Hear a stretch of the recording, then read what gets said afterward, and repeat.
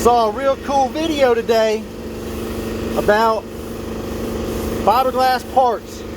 Look just like this one. Someone said, hey, they don't really know what they're doing. I tell you what they're doing. Let me explain something to you. This is a mold. It's made from gel coat, from tooling gel coat. That's what makes this, and fiberglass. It's crazy, right? Whoa! Then we take this right here and we make it ready to make a part. Then we shoot stuff in it. I used to use this Polycore called gel coat. I used to use this about 4 years ago. Problem is, spider cracks. Has gatoring. You don't know what that means. It's okay. Causes imperfection in the part. It's unpredictable. So I stopped using this because I got tired of inconsistency.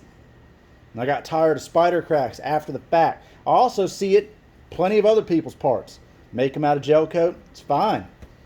Paint them, it's fine. Year later, spider cracks. Because gel coat doesn't flex. It's very rigid. Doesn't move. So I said to myself, what could we get? And I called people that do this for a living. They sell stuff for this application. And I bought some of this. Duratec. What this is, if you can't read it, surface primer is a highly quality catalyzed surfacing primer with outstanding filling and leveling for many varied substrates. Oh, rapid coat buildup and an excellent surface coat for plugs and patterns. This goes in my mold because it's flexible, it's easy to sand, and everything sticks to it. Then what I do is I take product like this, resin, and shoot it on top of that before anything goes in my mold. So I get step one, I put black stuff in it, then I put resin in it, shoot it in there with a gun. Then I put a whole bunch of fiberglass behind it. And after it's cured, I pull it out of the mold.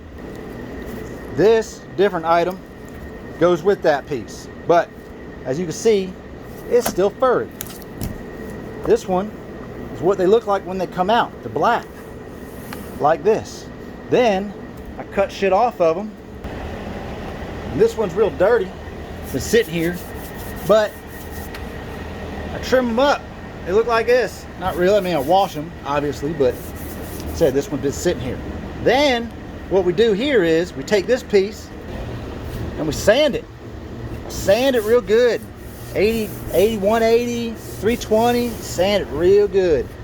And if it's like this one, I take it and I put it to the inside of it. And I'm like, oh wow. I look at it and I'm like, oh wow, this is how they fit together. And I finagle them and I finesse them so they fit together right.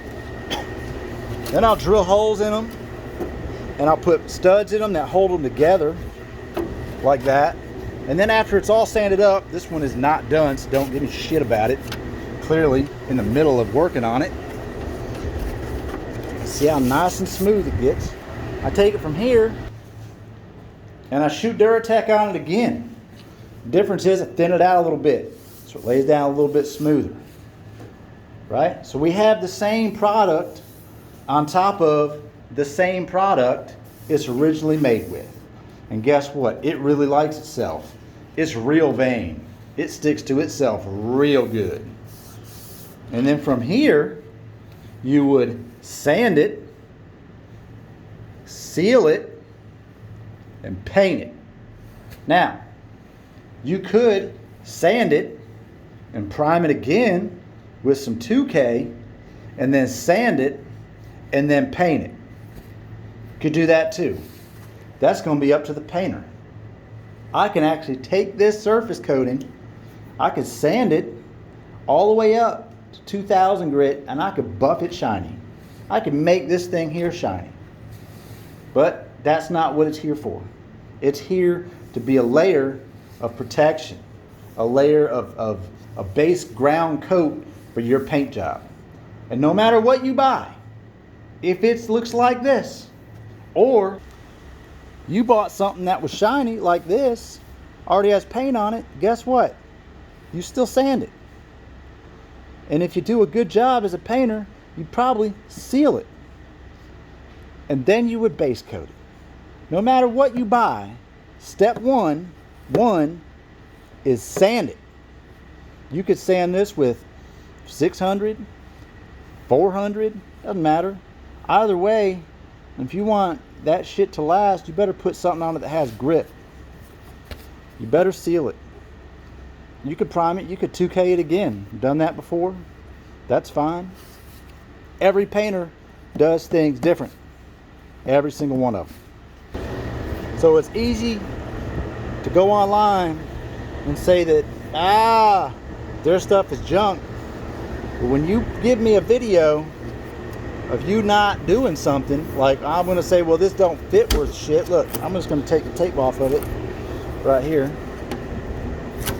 Just like this. Man, look at this gap. Look at it. I got one bolt in it, and look, it don't fit. It don't fit together at all. That's fine. I could do that too.